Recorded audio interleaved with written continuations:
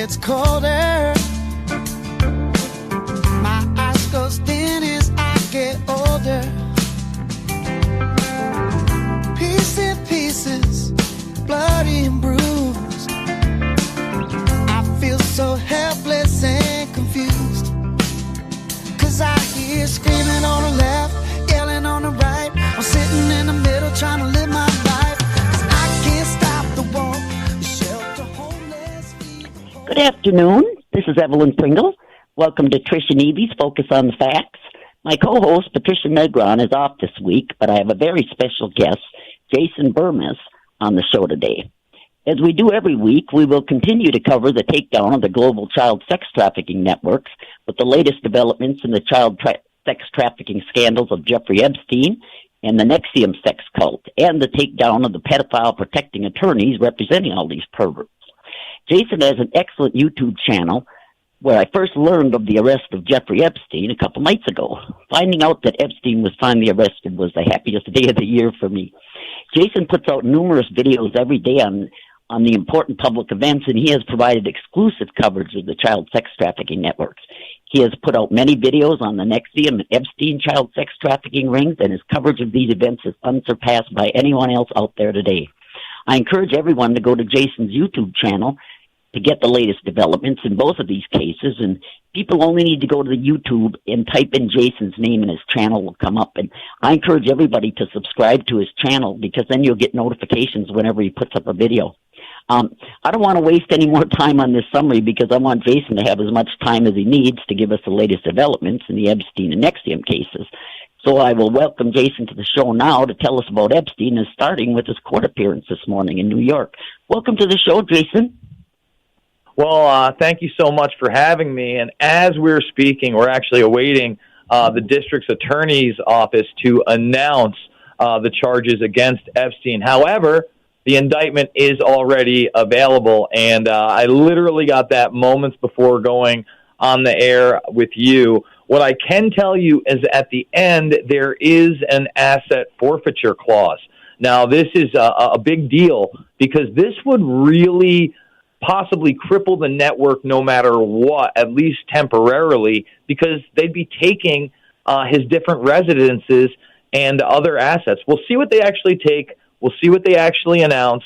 We knew from the arrests that were made on the tarmac of Teterboro Airport in New Jersey, where he was coming in from Paris, France, that there were at least 2 charges that carried a maximum sentence of 45 years. So I'm hopeful that they realize this guy is a flight risk and they're not going to let him out. However, I'm also a realist and saw what they did with Claire Bronfman in the NXIVM case when there was plenty of evidence in those indictments that she should have never been let out, let alone with an ankle bracelet, and then given a plea deal in which she's going to get 21 to 72 months. If she gets more than 27, she can appeal that.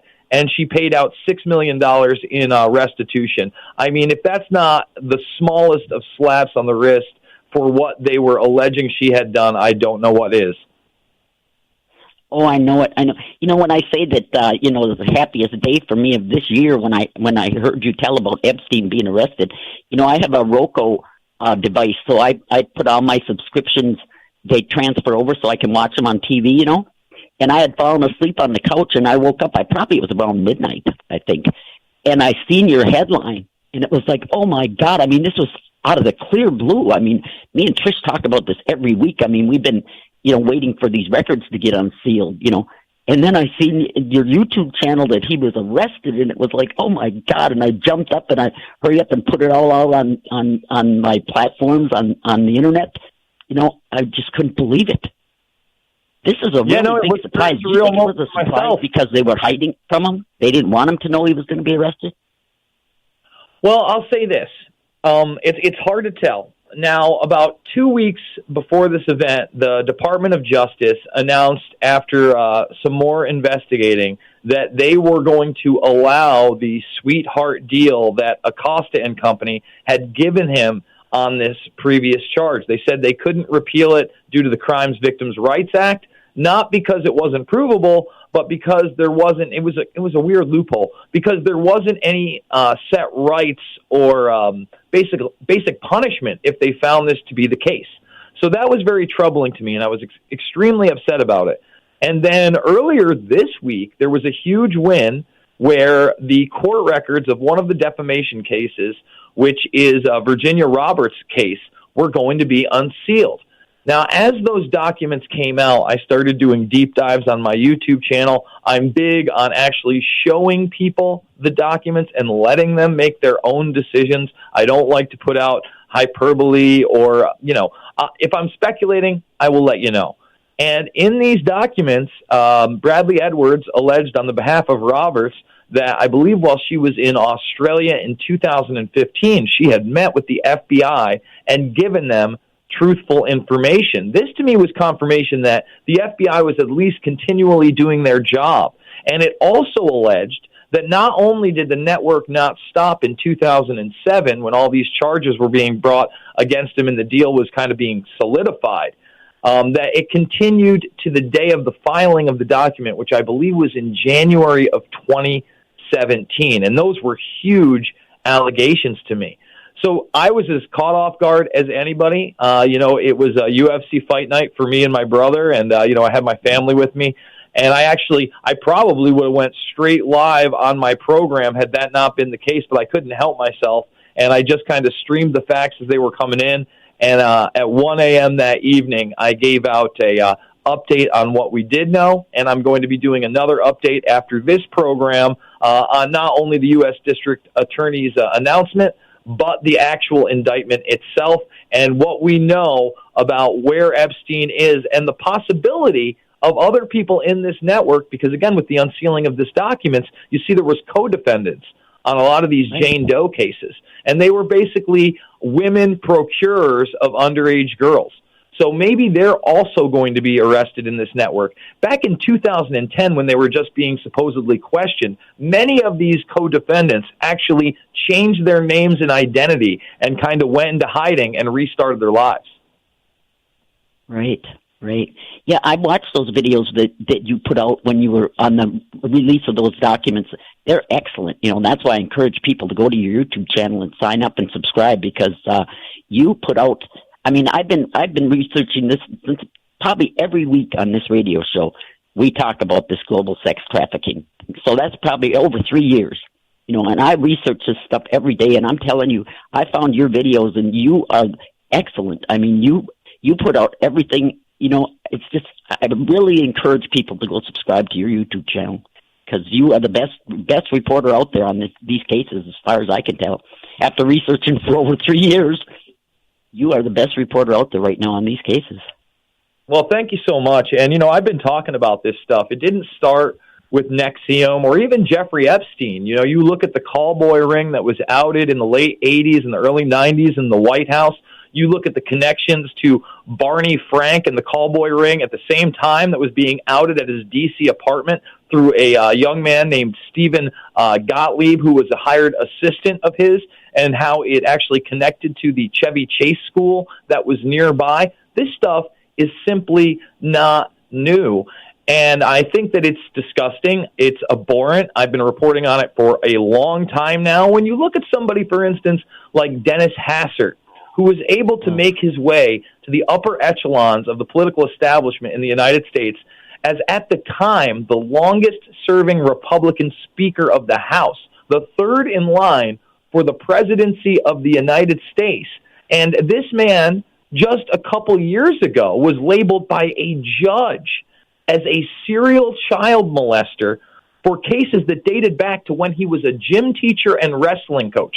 Think about that. When this man had nothing to do with politics, he was molesting young boys according to a judge. Do you think he stopped all the way up through his political career? Well, of course not. And this man to this day has never served a day in prison for abusing children. He got a slap on the wrist for 15 months for basically getting caught paying off one of his victims, which he claimed was a blackmail and extortion scheme, when in fact it was anything but. This guy still doesn't want his name public.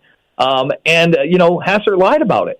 I mean, these people are serial sociopaths that are abusing children. And this should be alarming because they are in the upper echelons of not only politics, but business, and especially Hollywood as well. Hollywood, yeah. And it's time to stop with this phony Me Too nonsense and focus on the real power players, not just the millionaires, but the billionaires that are controlling this industry of sex trafficking. Correct. And I view it, we're in the battle of our lifetime against Satanists. That's what I consider them all. They engage in this child sex trafficking and do satanic rituals and all this stuff. And these are our government officials at the top, like you say, Hatzert, third in line to be president. And he's up there, and this is what he's doing. And they get away with it. This is what I don't understand. Like you say, you're reporting all the way back to the 80s. This stuff was out there. How have they gotten away with this all this time? And, I mean, old man Bush, what a pervert. I mean, before he died, and who even knows if he really died, but he's groping women right out there in public then, at public doings when he's with his family, he's groping women. I mean, how long has this stuff got to go on before we can stop it? Well, I don't know. It's very tough. If you look culturally, even back to Roman times, it wasn't uncommon for the elitists there to just have a houseboy, a child that was there for their sexual purposes. And I think when you look at kind of the bloodlines and the lineage and the connections to, say, the British royal family, and Prince Andrew is heavily entrenched in this Epstein scandal. They just think that they're better than us, that they are entitled to this sort of thing. For instance, Ted Heath, Sir Edward Heath, who was the prime minister at the time that Britain was signed on, he's the guy that signed them into the EU. And we all know that Brexit is taking place and the people are in an uproar and they want out of that globalist organization. Well, through Operation Conifer, he would have had to answer to a multitude of questions about the sexual abuse of young male children. This is, again, the UK Prime Minister, and we know that Jimmy Savile, through Operation U-Tree and other investigations, that not only was he a serial pedophile of young girls, but he was a necrophiliac. This is a man who was working with Margaret Thatcher for children, handing out big checks. He was working with hospice. Okay, this is a guy that was knighted by the royal family. There were even reports that Prince Charles thought to make him the godfather of one of his sons. This is how entrenched they are. And again, if you look at the ruling establishment, what's that? Didn't the Pope even give Savile an award? I'm not sure, but I think you are actually correct. I don't want to say for sure on that because I'm not 100%, but you probably are correct. And we know that even the upper echelons of the Catholic establishment, of the church establishment, they've been involved in high-level pedophilia and cover-ups. And that's really just coming to light in the last couple of decades. And it's almost accepted. Even though in the past couple of years we've had the Pennsylvania District Attorney's Office and come out and talk about literally hundreds, if not thousands of victims over the last several decades in that one area alone. So this is a pandemic that needs to be dealt with. And it doesn't matter about somebody's economic or political or religious prestige. They need to be treated like everybody else. And we have to stop with these lax laws on child abusers. These people that abuse children, they should be looking at life in prison. They should not be paroled. They are predators that will be predators their entire lives. Well, right, and Trish and I cover the Vatican pedophilia problem extensively too. And I said all these priests that have been busted and named as being abusers, they should be on the internet where they, like in Green Bay, you can pull up a thing on the internet. It'll show you where all the pedophiles live in this city. That should be the same for priests. Every priest should be labeled on that map. Pedophile priest that has been busted and has been accused, and they should be labeled on there. And we'll probably have to include every church in this town. Would have to be labeled. Well, if you look at even the cover-up of that abuse, whether or not they're participating, it's been proven time and time again that those in the upper echelons, not just in the Vatican, but also locally, if they're not involved, or encouraging this type of behavior. They're covering it up. It's a criminal institution, and it needs to be taken down. I 100% agree. Yeah. Well, it's all coming together now, with the NXIVM, now the Epstein, and of course the Vatican.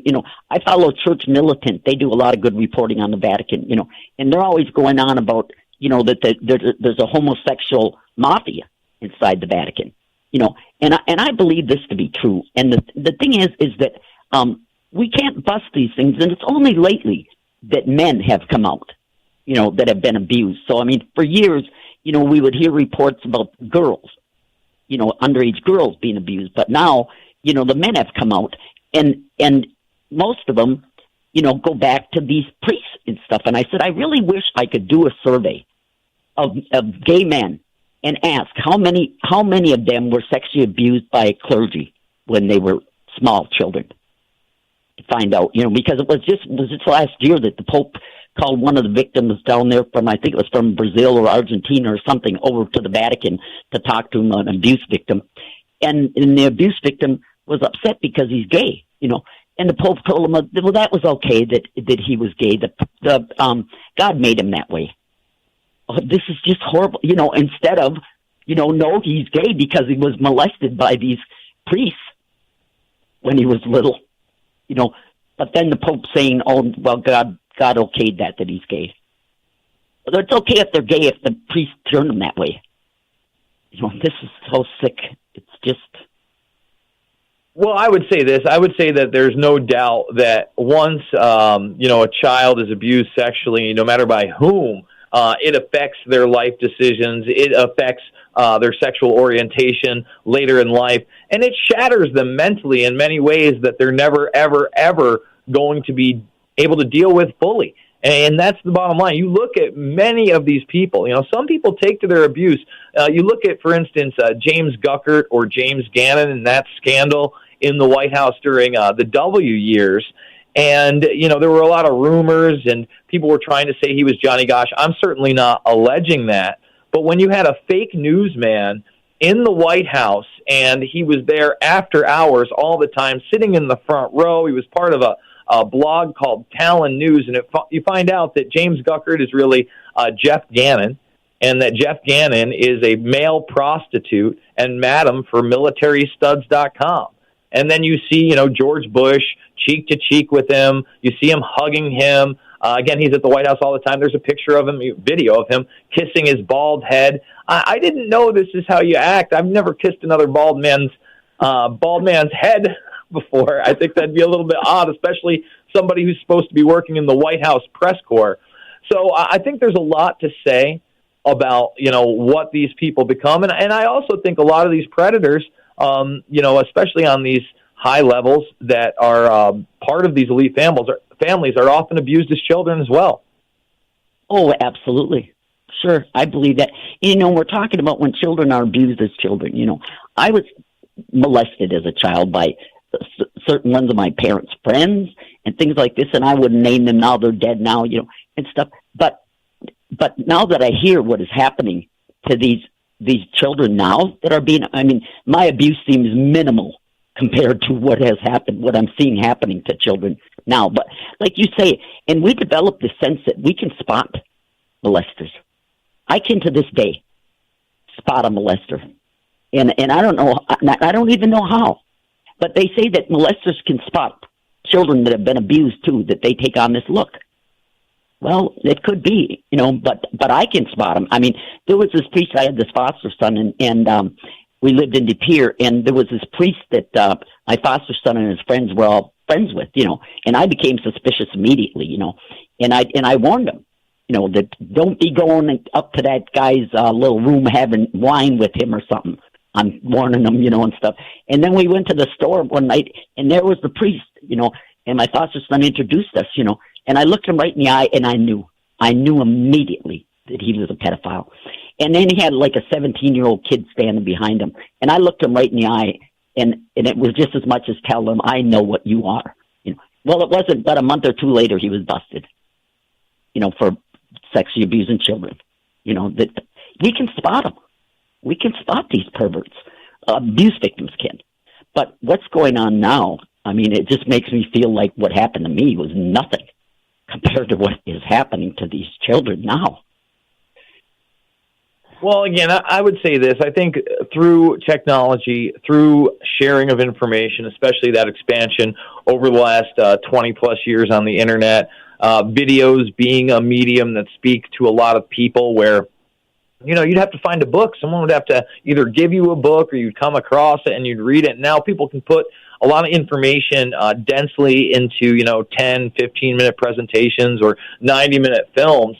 And it helps the research. It helps the awareness of how bad this abuse is. I suspect, again, especially researching things like the Franklin scandal and others, in the upper echelons, this has been going on for an extremely long time, and they all seem to have similar models. You look at, for instance, the NXIVM cult, and it took shades of Scientology, but at the same time, there is this similarity to SRA or satanic ritual abuse, giving yourself over to somebody. Brand, it wasn't even really a brand, it was a surgical scar and symbol that you were giving, a hierarchy, et cetera, et cetera, et cetera. So it's bizarre for sure. It's not something the common person thinks about. But again, now that we're seeing more and more of this, and people, even that aren't on an elite level have a taste for this kind of sickness. Sociopaths exist, and it's not only just the elitists. There are a lot of underlings, and listen, there are sickos out there, period. And you see what they're capable of. I think we can only imagine what some of these people are capable of. Right. And in the NXIVM now, they were running those little child centers or whatever. So they were just grooming children from birth, weren't they? I don't know about birth, but these were like 2- and 3-year-old children in some cases. And what you're referring to is the Rainbow Cultural Garden. As I understand it, they had 11 of these globally. They had at least one in California, I believe 2 in Florida, at least one in Mexico, and I think a couple in Europe. And this was one of the things in the indictment that shocked me, is that Claire Bronfman, she was using her power to get visas for young women. They don't specify what age, from different countries, that she would get over as teachers. They weren't teachers. They were to be used as, basically sex slaves for Raniere and his cronies, and then teach at these schools where they had access to these small children. And they were supposedly teaching them like 3 or 4 languages at once when they were toddlers. And of course, none of this worked. They had a high-end clientele, which is extremely bizarre. And on top of that, at the time, Raniere was with 15-year-olds, 12-year-olds in these documents. Why would you want your children anywhere around these people? Why would they invest in a slew of basically preschools where they had access to toddlers? You have to ask yourself these questions. Right. And, and old lady Bush, Barbara Bush, was on one of them boards for one of them child centers. Well, I mean, again, you look at the Bush family, and you go all the way back to the DARE program with drugs, and them going around the country with people like Arnold Schwarzenegger, and at the same time, her husband was heavily embedded in the Iran-Contra scandal that had come out during the Reagan presidency, where they were the ones shipping the drugs in. Right. This is also insane. Wow. Well, what do you think? Do you think that the NXIVM case is done now? I sure hope not. It's very suspicious to me that Keith Raniere didn't even put up a defense. He didn't call one witness.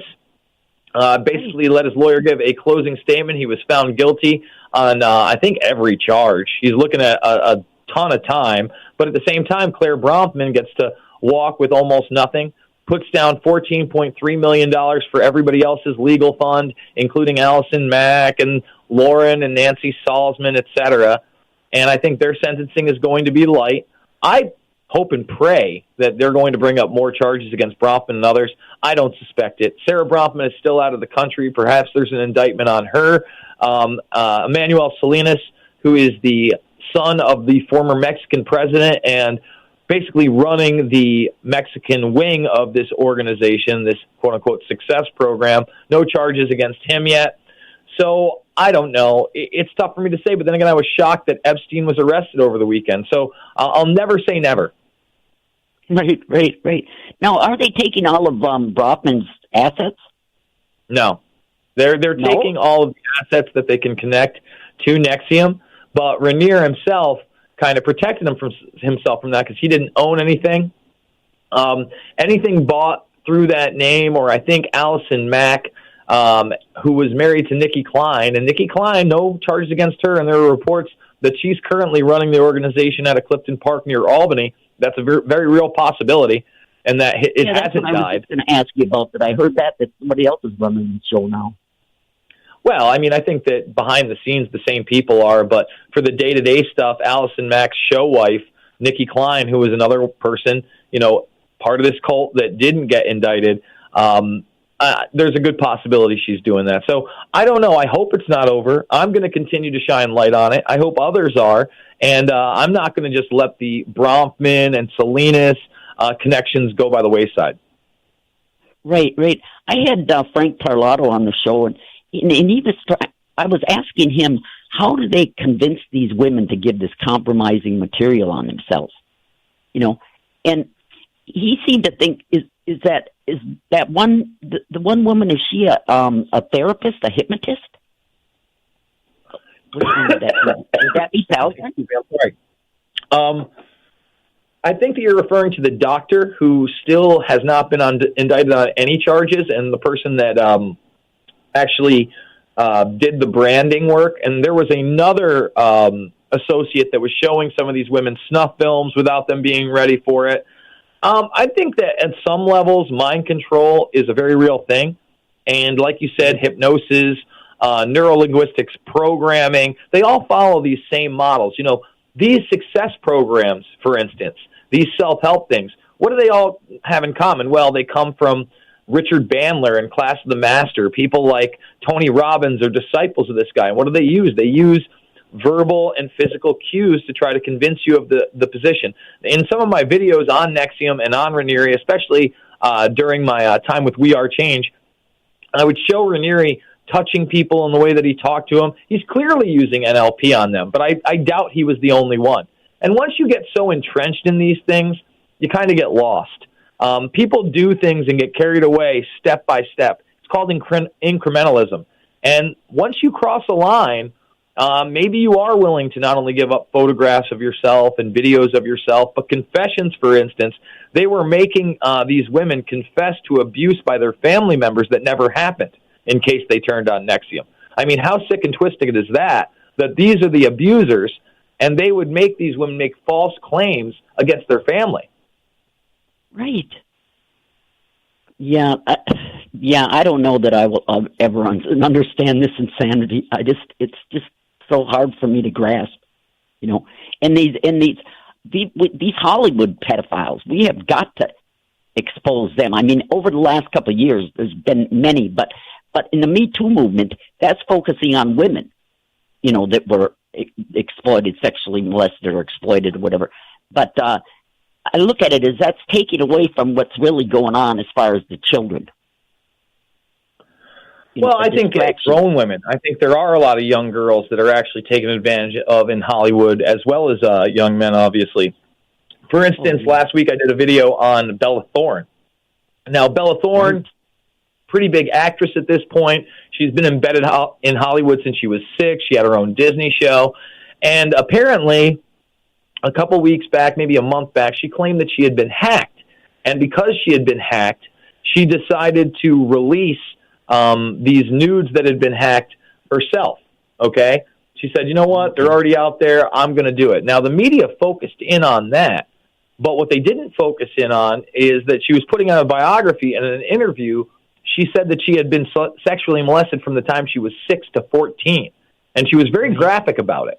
And there were almost no headlines regarding that, if any, in the mainstream media, and they didn't want to focus on that abuse. Now, you think about this. This is a child actress in big Hollywood movies, with Adam Sandler and Drew Barrymore. She's on the Disney Channel where they breed a lot of these superstars. Some of the Disney Channel kids you can think of that became superstars, Britney Spears, Justin Timberlake, Ariana Grande. etc. Right. Bella Thorne is another one of those, but in the acting realm. And we're talking about a 6-year-old. And she said everybody around her knew. How sick is that system that we allow it? Oh, absolutely. Absolutely. It is so sick. I mean, out in Hollywood, right, and these poor Disney kids, and I've done a lot of research, on the perversion that Disney has just put out, well, since I'm a child. I mean, I'm sure you have done this. Have you done research like on their cartoons and stuff and all the filth that they have in their cartoons that they put right under our noses? Well, I mean, if you want to look at some of the subliminal messaging, I mean, there's obviously the famous SEX in the clouds. I don't know if that's done on a corporate level or that's done by the animators, but if you now look at who they have running the show at some of these shows for Nickelodeon and Disney, Dan Schneider comes to mind. And, I'm not going to make any allegations here, but I've done videos about those allegations, and they are plentiful. And, again, they have started to sexualize children. You do see kids on these shows that aren't even, 10 years old yet, wearing makeup, talking about boys, et cetera, et cetera. And I think there is a push in Hollywood, especially lately, and you see the glamorization of quote-unquote drag kids and pushing hormones on kids. Listen, you can't buy cigarettes in this country legally until you're 18, and you can't buy alcohol until you're 21, and you're telling me that you're going to take a prepubescent child and inject hormones in them to try to change their sex? That is absolute insanity to me. Look, as a grown adult, you do whatever you want, you act however you want with other grown adults. But it's pretty clear at this point that the media, not just, Disney, not just Nickelodeon, but the media in general is pushing this on us.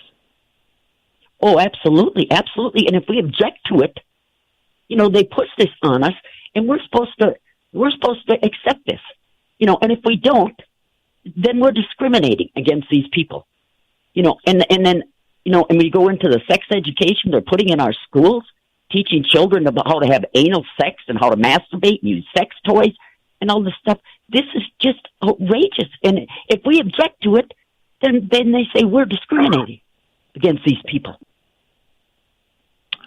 Yeah, it's a pretty scary world out there. And again, when I take care of my 8 and 10-year-old niece, and last year when she was 7, you had one of these kids that was dressing like a girl. I think he was a 7 or 8-year-old little boy, and the teachers have to call him a little girl when he was dressing like a little girl. And the bathroom thing is a very real thing in my state of New York, and I'm not anywhere near the city.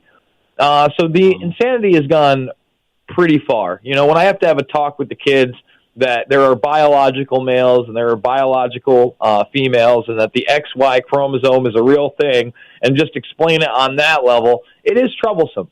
But just that I would have to talk about any kind of a sex act or biology with a toddler because of that is bizarre, to say the least. Oh, I know it. I mean, when we talk about all this stuff, so many things fly into my head, what they're doing to our children. And I said, this sex education that's in schools, and people, I don't know if they weren't paying attention while it was being hauled in there, that now they're out protesting and stuff. I said, well, my kids were little, they would have never got that in a school that they were going to.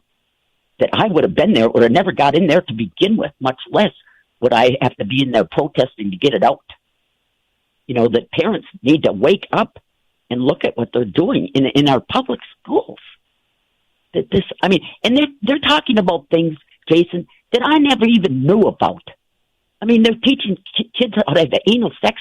I never even heard of that till I was 19 years old. This is so insane to me. They're teaching them sex acts, and I never even heard it till I was an adult. And like you said, in lower grades too.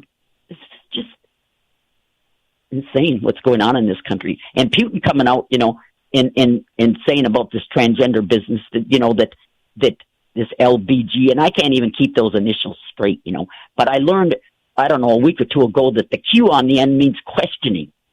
Well, for God's sakes, questioning. So one day a kid says I'm a boy and I'm supposed to remember to call him a he. Then the next day he decides, well, I'm a girl. So then I'm supposed to call it a she. This is just so insane. Yeah, no, and then they try to add a plus onto it, and now you're binary. Now you're a 0 or a 1. And I've seen people did a story for We Are Change back in the day where a transgender woman or something was identifying as a dog, and she had this little weird leather dog outfit and acted like a dog around her quote-unquote significant other during the day. And, they're trying to promote this kind of insanity, I think, not only to confuse people, but to get us so divided and focused on, issues that weren't even issues. They were episodes on the Jerry Springer show that nobody focused on. And now they're pushed by the media in an effort, I believe, to just drive people to the brink of insanity. Oh, right. I mean, nobody is ever going to change my mind that there's only male and female. I am never going to accept that there's umpteen genders out there. But everything that we've been taught, or I was taught since birth, now they're throwing up in the air that it isn't true. That there's all these genders and all this stuff. And yes, and having to talk to little toddlers about these sex acts, I mean, this is so bizarre. I can't even imagine. I can remember my childhood so well. And I can picture back when I'm 4 and 5 years old. Nothing like this would have came into my mind. Nothing about this sex business. But now they're putting this sex education in schools and teaching these little kids this stuff. Who is behind all this? Who the hell in these schools is behind all this? If this was happening when my kids were little, I would have kicked every one of those school board members off if they passed stuff like this to go in them schools. Who is actually behind this mess? I mean, I guess that's the kind of big question. But listen, when you get to the upper echelons of political power, of Hollywood power, of business power, you are littered with some of these sickos. Now, that's not to say all of them. But again, look at a guy like Jeffrey Epstein. There are reports now, they're trying to say that he's not a billionaire. But if he's not a billionaire, how was he able to afford all these properties, have complete immunity everywhere? Forbes is actually putting that out within the last couple of hours.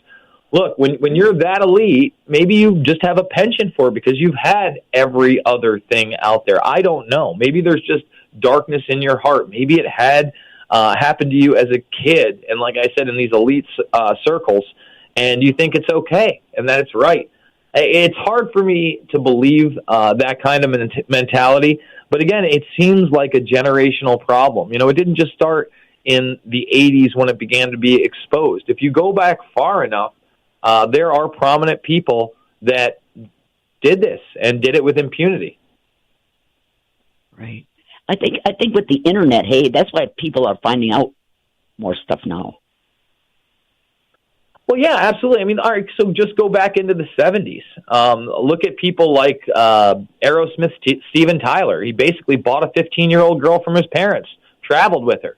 Look at Jerry Lee Lewis, going back further than that, married his cousin when she was, I believe, 12 or 13 years old. Presley. If you look at the allegations against Elvis Presley, he liked 14-year-old girls and was not shy about it. We go on and on and on and on, and that's just the entertainment elite. Think about the people that are signing their checks. So, unfortunately, I don't know who's at the top of all this. I don't know why this gets promoted per se, but it is pure evil, and you do see it as a penchant for some very powerful people. Well, yeah, and I've heard that the CIA is running this operation with Epstein. A lot of that's derived that he can compromise everybody. World leader. Well, I mean, if you look at those experiments, there's no doubt that they were using prostitutes.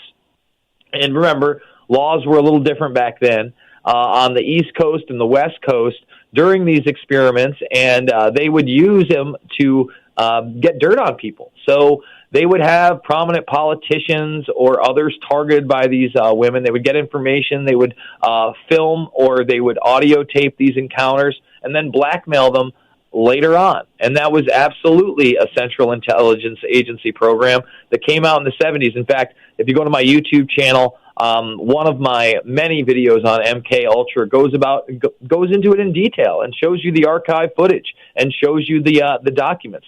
So that's 100% true. Yeah. This is a scary time to live right now for me. And I'm 68, almost 69, and I'll tell you, this is the scariest time in my lifetime. And I really do believe that we are battling the Satanists. And this is a battle of our lifetime. Well, I mean, again, if you look at Raniere himself, the guy that they're calling the head of NXIVM, although I feel like, a front figure at best, but he compared himself to a devil. I have a video on that. I show it. And he reveled in things like that. And if you look at the tenets of Satanism on their face, it's a very self-serving religion. It's a do as thou wilt religion. And it is bizarre that, even going to the Bohemian Grove where they do these weird occult rituals, and now it's a band of 3,000 of the most elite people in the Anglo-American establishment that go visit there, that they do the cremation of care and a mock sacrifice. It's very, very bizarre that these rituals actually take place and that they're part of organizations like Skull and Bones at Yale when they're in college, where they're in the tomb, et cetera, et cetera. And there is a long, long history, again, if you want to delve not 20, 30, 40, 50 years back, but hundreds of years back, of people very much being into the occult. Oh, yes, and I've had Fiona Barnett on my show. She's an MK Ultra survivor, and she explained how she went to Bohemian Grove, and she was raped there when she was only like 6 years old, I think, by the Reverend Billy Graham at Bohemian Grove, and she was raped at Disneyland by Ted Turner. She said at Disneyland they have pedophile parties at night. This is and this would have been a long time ago, but this is going on, and it continues to go on. But I'm hoping that we are going to stop it now.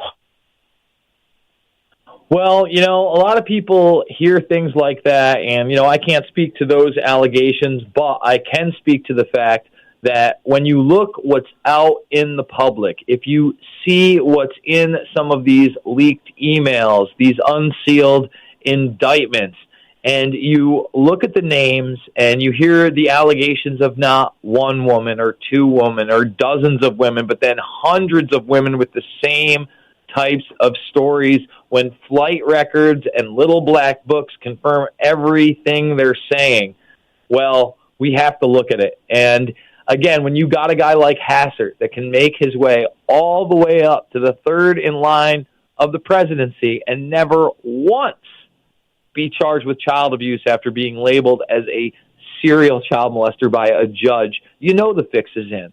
And it is very dark, and it is very upsetting, and you have to keep your mind open to a lot of things that wouldn't ever occur to normal people, because guess what? We're normal. Yeah, right. Well, don't you think that that's why they moved Hassert up the rank in politics, because they knew that he was doing this, so they had blackmail material on him from the word go? A lot of people put that stuff out there, and that's a possibility. But how many other people are involved in this type of stuff that we never hear about? Again, if you look at those investigations in the UK, there are people that are named that there were never really large allegations against. And, at this point, some of them are allegations, but many of them, I believe, are going to be proven to be true, period. So you look at, for instance, another guy like Mark Foley, right? Mark Foley, he was, I believe, out of Florida. He went on the Chris Hansen show, the Have a Seat show. He championed him. He helped with legislation against children. And what did he get caught doing? Well, he got caught sexting 15-year-old male pages. He was one of them. He didn't ever go to jail. He went to rehab. We seem to let these people go to rehab after things like this. And he walks a free man today, and, he's not pushed politically, but at the same time, he's got his own radio show, et cetera, et cetera. Oh, he still does? I'm pretty sure he's still like a conservative talk radio guy. I mean, some of these people get to stay in the public eye. For instance, doesn't everybody think unless this Epstein stuff connects out further to, say, a Kevin Spacey? Kevin Spacey's trying to get his career back. That last case where he was, grabbing the guy's junk, and they were in court just a week ago. Well, that got settled. However, over in Scotland Yard out in London, he was being asked about 6 more abuse cases. And remember when he was outed as trying to take advantage of, I think, a then 14-year-old boy who became a grown male actor. He said, well, I'm gay. Well, what does being gay have to do with taking advantage of a 14-year-old kid? It's not the same thing. No, you're an attempted child molester at the very least. And, who is he doing movies for? Bryan Singer, another Hollywood elitist that was heavily outed with some of his cronies in Hollywood by the film An Open Secret. So, we could unravel these facts again and again and again, but like I said, the entertainment and political industries are just filled with these people. Right. Yeah, and nothing ever. Bryan Singer hasn't ever went to jail for anything, has he? Bryan Singer has never done a day in jail for any of these allegations. Absolutely not. Wow. And, and people, and we always focus on the men, well, then people like Cher out here, at 29, she raped a 13-year-old kid. That it's just as bad when the women are doing this as it is. Well, I would say that, a lot of the stuff that comes to light outside of Hollywood is we often see, female teachers in schools also taking advantage of sometimes even preteen boys. And for some reason, our society thinks that that's okay. Well, I don't. And I think it's insane as well. And I think that these women need to be prosecuted to the fullest extent of the law as well. For instance, shortly after Anthony Bourdain's death, the woman that he was dating, who was a famous director's daughter and a longtime actress, et cetera, had allegations where it came out, she was having sex with a 16-year-old guy, and it kind of just blew by the wayside. Yeah. They seem to, with women, it's like it's not important what they do with boys. Yes, it is. And this bit about these clergy, these priests raping boys and stuff. My ex-husband had an uncle that was a priest, and he molested him when he was a small child. And this ex-husband, he's really kind of rather shy and everything, but he admitted to me that after his uncle did that, he did wonder about himself. Must he be gay or something, or why would this priest uncle do this to him? Well, again, you look at a lot of stuff, and they have a terminology. Even Milo Yiannopoulos talked about how even in the gay male community, it's more accepted that you go after younger teenage boys. They call these guys chicken hawks. And I won't talk much about quote-unquote Pizzagate or Pedogate, but James Alefantis, who's in these emails and, had a pretty sick and twisted Instagram account, he posted, congratulations to the outing of a man who was a murderer during the club scene. And this person who was one of these celebrated club artists, I forget what his name is, there was video of him back during those club scene bragging about being a quote-unquote chicken hawk and targeting, teenage and preteen boys. Right.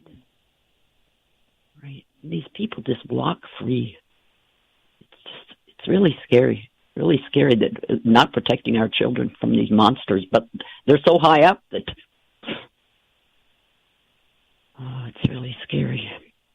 But I'll tell you this: when I seen you announcing that Epstein was arrested, it was almost I wondered if I was dreaming. Could this really be happening? And it was late at night. Like I said, I woke up and I just happened to catch it. And I was like, "You got to be kidding me! This didn't really happen." I've been waiting for it for so long that out of the clear blue like that. So, did in the indictment that was unsealed, aren't they going after Epstein's assets? So this is a totally new indictment. These are not the unsealed court documents of the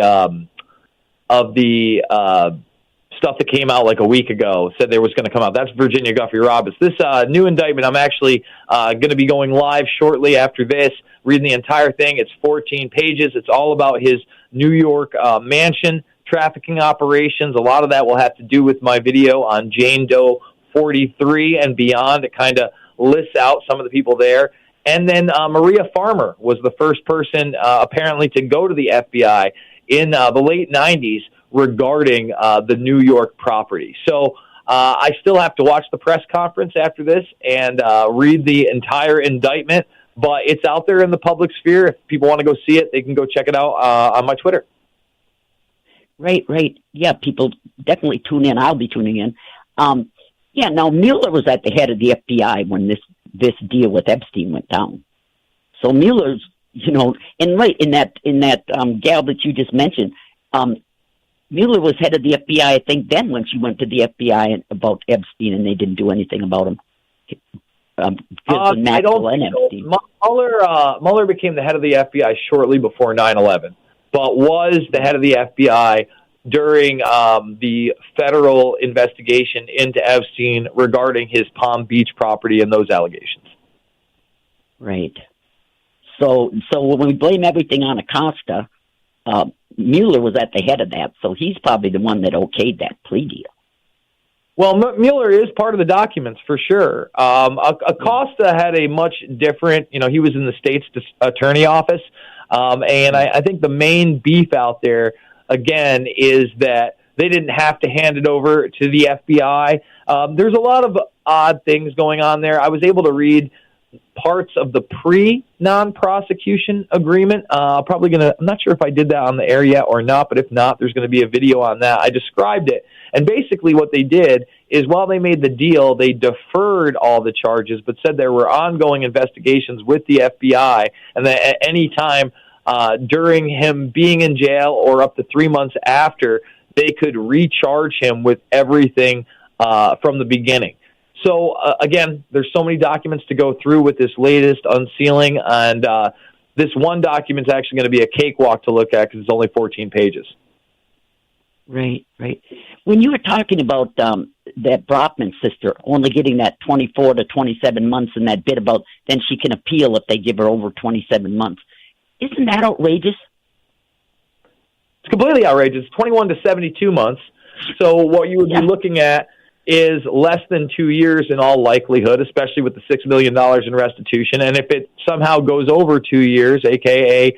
more than 2 years and 3 months, 27 months, then she can just appeal and it can maintain in court. I mean, this is a woman that was wearing an ankle bracelet anyway. It's not like she spent any time in jail. And her father, who was, everybody calls him the Seagram's billionaire. Yeah, Seagram's was part of it, but also the entertainment industry. And he was also the head of the World Jewish Congress, and he was given the Medal of Freedom by Bill Clinton. He also happened to be a mentor to Hillary Clinton. Right. Yeah, and the Brockman sisters, weren't they members of the Clinton Foundation or the Clinton Initiative or whatever?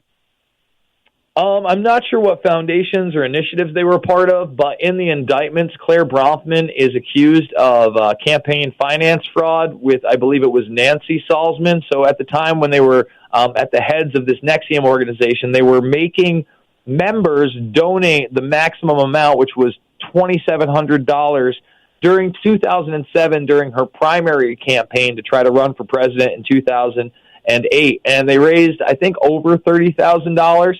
And, of course, they were promised that they were going to get that money back from Claire Bronfman, and it was in exchange for political favors. On top of that, they hacked their father. In fact, one of the videos I have, one of the first NXIVM videos, if not the first, I think it's maybe the second on my page, maybe not, you got to go check, but was on the symposium they held out here in Albany. The Times-Union has been doing some amazing work on this subject, and one of them was a lawyer who had beat them in a civil case regarding all the hacking that they were doing. They had hacked into Edgar Bronfman's computer and compromised emails from Hillary Clinton to him.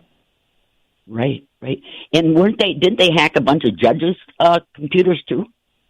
There are a lot of allegations that they hacked a lot of things and had a lot of blackmail on a lot of people. Yeah, and they said Chuck Schumer, that they got to look at his financial records or something like that. That is out there. I've never confirmed that. Yeah. So they obviously, by doing that, they obviously got a lot of information to blackmail everybody with. I mean, it appears that again, their hacking stuff was the real deal. That they were using it to blackmail people. And remember, NXIVM is still in existence. Yeah. Now that Gillibrand, now wasn't her? It's running for president. Now wasn't her family members of that NXIVM cult? Well, what happened was her father, Doug Rutnick, did get signed on as a consultant and would do PR work for that company. He's a powerful lawyer in the region. What's kind of unbelievable is that he was working there at the same time Roger Stone was working there, and that he got his, I believe, second cousin, who was his daughter's first cousin, out of the NXIVM cult and then married her. So Gillibrand, who is running for president, her father is married to her cousin, and when she was asked about NXIVM a couple months ago, she said she didn't know much about it. Well, that's obviously a lie. Yeah, because wasn't she at that Hillary fundraiser or whatever where they put together all that money to give to Hillary, and wasn't she sitting at the front tables, at the NXIVM tables at that fundraiser?